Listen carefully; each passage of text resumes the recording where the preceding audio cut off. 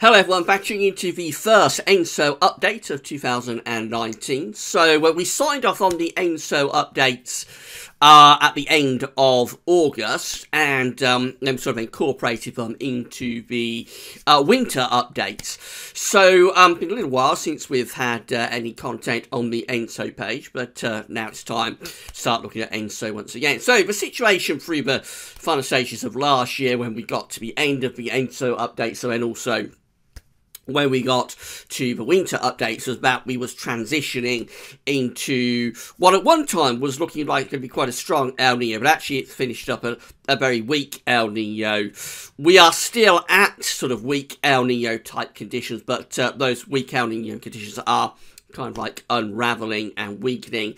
And so the first few months of updates in terms of ENSO, we'll be trying to ascertain where we're going to go next. It probably won't be until we get to around May, June that we really manage to latch on to the next sort of phase of ENSO. At this point of the year, you're kind of like unravelling from the previous year's worth of event. Then you go through the spring predictability barrier, which is where the model output becomes very unreliable and uncertain about what's going to happen. That's usually in March and April. And then by May and June, you tend to start to latch on to where you're going to go next. So it'll take a little while before we work out where we're going for ENSO in terms of winter of 2019-20. But we will get there by the summer. We should have a reasonable idea about where things are going. So I'm going to bring you up to date with what's happened since we signed off on the winter updates at the end of November, and then we'll have a look at some long-range models and see what they're predicting for the next few months. Just say that today's first two videos, we have the ENSO update. No, this is the ENSO update. What am I talking about? We had JMA Friday first up today. So that's the month ahead look ahead. Look, it's been a really, really long day. Don't take seriously anything that I'm saying in this video, really. I'm going to go and pass out in a minute. So we had JMA Friday, and that's the month ahead look ahead. That's the first video up today. And then we have the week to 10-day video update following along from that. So check out those. They're both on the homepage. Check out those videos if you'd like to do that. Right, let's get on with the January 2019 ENSO update. Then we're going to start off with the cold and warm episodes by season chart from CPC and NOAA. So this is depicting every El Nino event, every ENSO event, I suppose I should say, because it encompasses La Nina and El Nino as well as ENSO neutral, so all ENSO events are covered with this, going right the way back to 1950. So you can see that in 1950 we actually had a La Nina going on through 1949, 1950, indicated by those negative blue numbers. 1951, 1952 was an El Nino season, so we was at ENSO neutral through the first tri-monthly periods of 1951. Then these red numbers appear through the middle and second half of 1951. That's a signature of El Nino lasting into 1952 as well. So blue is La Nina, cold events. Red is warm events, El Nino. So let's scroll down through the decades. We go through the 60s, through the 70s, through the 80s, through the 1990s, into the 2000s, and into the 2010s, and that's where we get to with 2018 just there. So 2018 begins with a La Nina, with a cold event, these negative blue numbers. Then we go to ENSO neutral through the middle part of 2018, and then at the very end, and this hasn't been updated for a while, I assume probably because of a shutdown in America, the government shutdown, they aren't updating this at the moment, but the last number in the box that we have is for the tri-monthly period of September, October, November, and that comes out at plus 0.7. So by this point, we should have filled in this box, October, November, December. We should have got that at the start of January. As I say, I think that's been delayed because of the government shutdown. And in early February, we should get this number if the government shutdown is finished by then, of course. So just waiting to see who's going to back down over the wall. But we should at the start of February get this number in the box. November, December, January. And expect those to be positive numbers, of course, because you have got this weak El Nino going on. To have an El Nino designated, you need to meet quite strict criteria. So you have to get to half a degree or more above average, the all-important plus 0.5 degrees or more above average. You have to do it over 5 tri-monthly periods as well. So, whether this ever gets designated, I'm not sure, because I'm going to show you the charts in a moment, and you'll see that already this El Nino is weakening quite a lot. Obviously, this number in the box, September, October, November, tri-monthly period, the last one we had, does meet the required threshold in terms of the temperature anomaly. It's 0.7 of a degree above average. But we've really got to wait until we fill in these boxes, because you need to do it over 5 tri-monthly periods. So, we've only got one. We need to do another one there. We need to do another one there. That takes us to 3. And then we need to do 4 and 5 just there. So January, February, March will be the important one if we do get an El Nino designated. But because we haven't had this number in box, I think this will be above 0.7. It'll probably be around 1 degree above average, something like that, I would have thought, when we get this finally just here. So that probably does get us, it certainly gets us to the El Nino threshold in terms of the temperature anomaly. Then we've got to do another 1, 2, and 3 before we can have this designated. So we're just going to have to wait and see whether it does get designated or not. It certainly has been a weak El Nino through this particularly early winter, but already it is showing signs of weakening quite a lot. So this is how the sea surface temperature anomalies were looking when we signed off on the winter updates at the start of December. So the ENSO region, of course, is this area just here in the Equatorial Pacific Ocean from Peru over to Indonesia. The signature of El Nino is this warm, bright colour that we have here, the oranges, yellows, and if you get strong enough, reds. They are the warmer than average sea surface temperature anomalies, and they are the signature of El Nino. So that's how things were looking when we signed off on winter updates. You'll notice that we did have an El Nino, it's more than average across pretty much all ENSO regions, actually. The regions are divided up into 4, so you have regions 1 and 2, which is kind of like over towards the Peruvian side. Then you have 3, then you have 3.4. I'm probably a little bit out with the regions, but this sort of idea. So 1 and 2 is just there, 3 is just there, 3.4 is just there, and then 4 is kind of like over there, more towards the Peruvian side. So all regions of the Equatorial Pacific Ocean were warmer than average at the end of November into start of December. We certainly had a weak El Nino then. This is the latest situation. So you can see that the ENSO, the sea surface temperature anomalies in the ENSO region are cooling down. Now, it is a little bit warmer than average over towards that Peruvian side of the Equatorial Pacific, and it's a little bit warmer than average over towards the Indonesian side as well. But in between, this central area, it's actually cooled down a little bit. It's now going closer to average with a few spots of blue colours turning up there through that central part of the Equatorial Pacific just there. Notice we've got quite cold sea surface temperature anomalies off the coast of Chile around here. So that's one of the things we look for if you're going to have a cold event. You would tend to get cold and average sea surface temperature anomalies gathering there. We're in a sort of dying warm event at the moment. We won't go into any other ENSO phase until the summer, so I wouldn't take that particularly seriously. If those cold and average sea surface temperature anomalies are still there off Chile in June and July, then maybe that will be an indication that we're going to go into a La Nina. But at this point, I wouldn't take that at all seriously. Essentially, we can see what has happened since the start of the winter. We had an El Nino signature, albeit quite a weak one, and it's weakening further. It's pretty much over, particularly through this central part of the Equatorial Pacific. At depth, this is how the subsurface temperature anomalies are looking. So what you have to think with this is kind of like you've got the surface of the Equatorial Pacific Ocean just there. You've got Indonesia. You've got Peru over there. That's the South American side, and the Indonesian side would be over here. The depths of the Pacific Ocean are just there, so you go down to kind of like 300 meters, very deep ocean indeed, of course, the Pacific.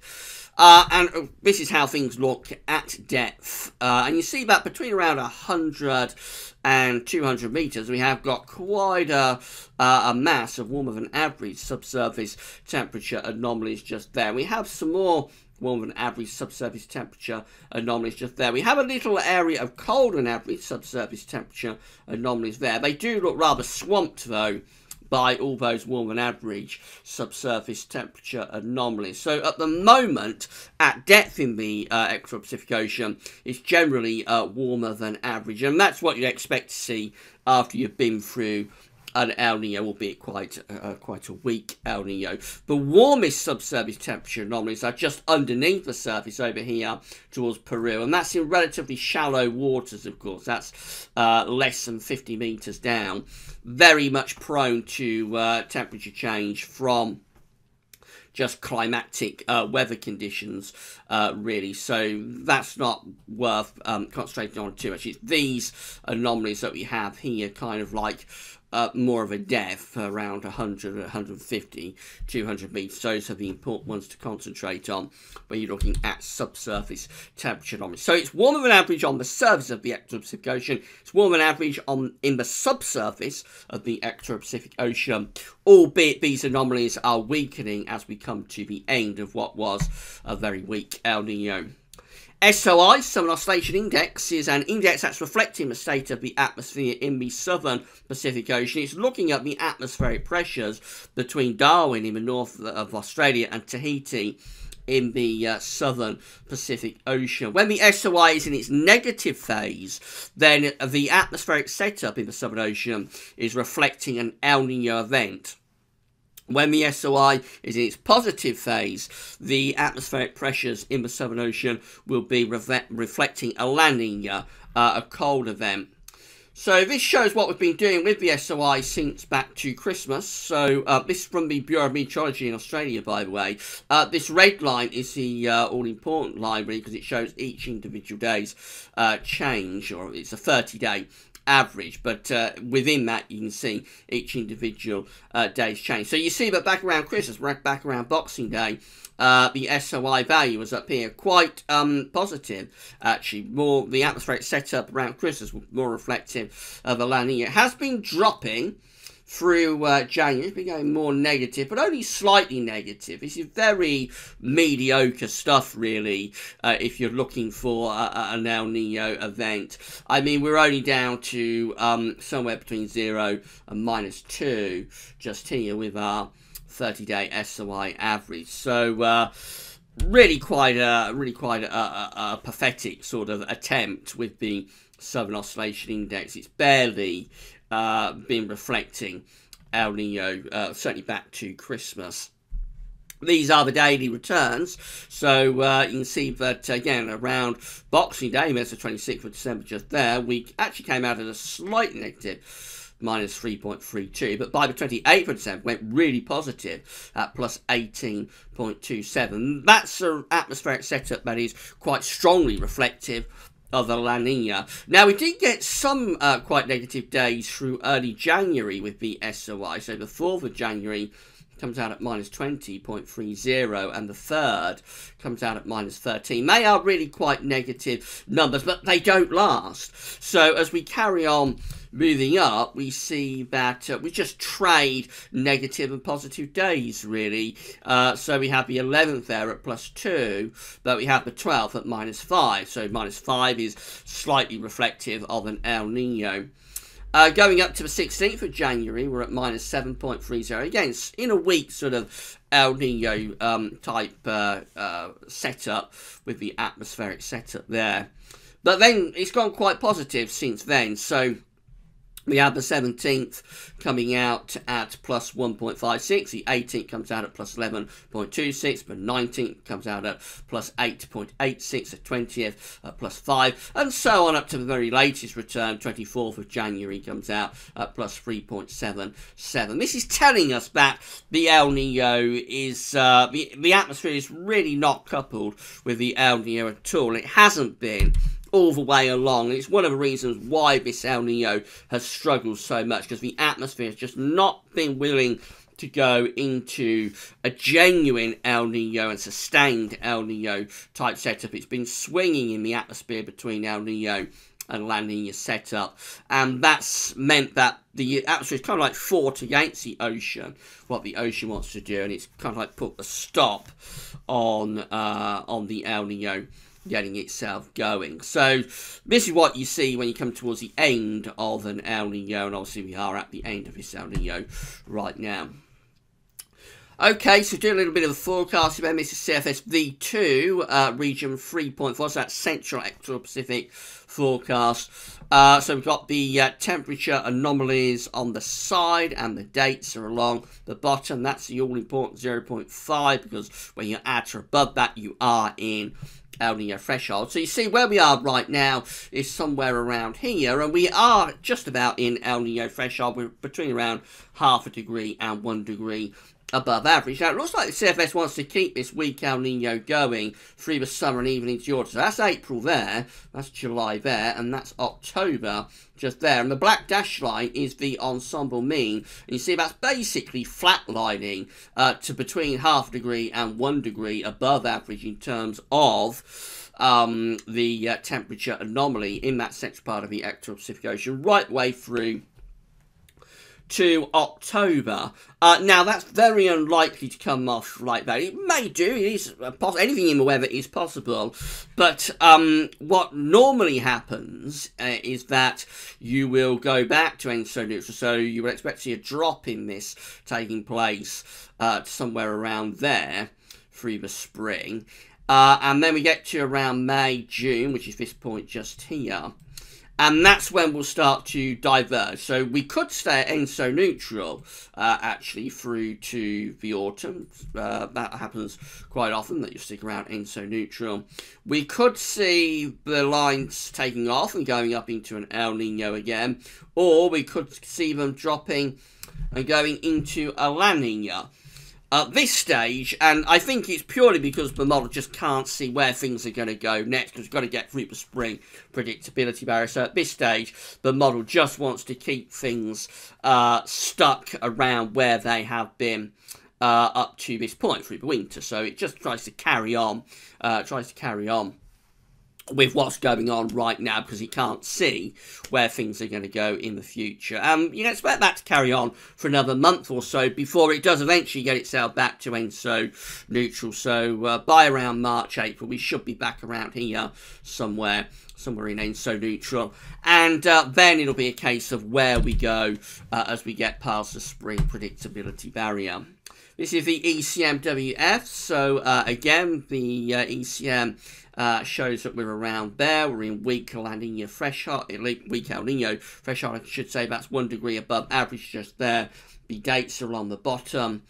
You see, by the time you get through to the summer, there is a big range of outcomes within the ensemble plume. So by the summer, our range of outcomes are anything from kind of like a moderate El Nino to borderline weak La Nina, down to there. I think, again, most of these members of the ensemble plume, which is kind of like in this area just here, because these up here are going to be outliers and these down there are going to be outliers. So the ensemble plume, if you take most of them and group them together in this range, most of them want to keep things around slight El Nino condition, around where we are now, really, and just sort of borderline ENSO neutral on the warm side to weak El Ninos, basically where most of those ensemble plume members are. Again, that's purely because the model just can't see where things are likely to go from where we are right now, so it just tries to carry it on through as long as it can.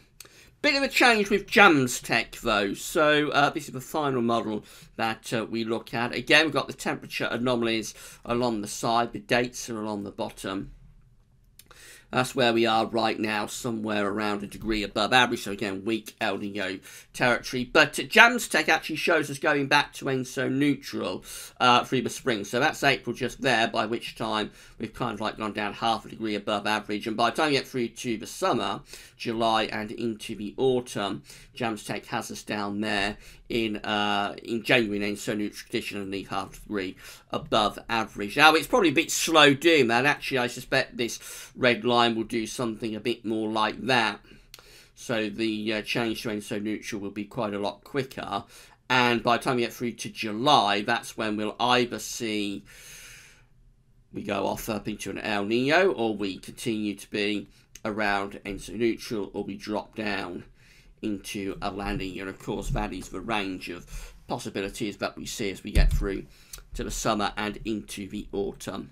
And we'll be monitoring where this is going to go as we get through the spring and into the summer, of course, with your monthly ENSO updates. So that started us off. That's January's ENSO update. Wasn't sure I was going to be able to do this a couple of weeks ago because of the shutdown, but I think there's been enough there to be going on with anyway. And as I say, hopefully next month the shutdown will be over. Hopefully one way or another the wall will be resolved, and hopefully we'll have those tri-monthly numbers filled in that we started off with, and we'll know a little bit more about whether this is actually going to be a designated El Nino or not.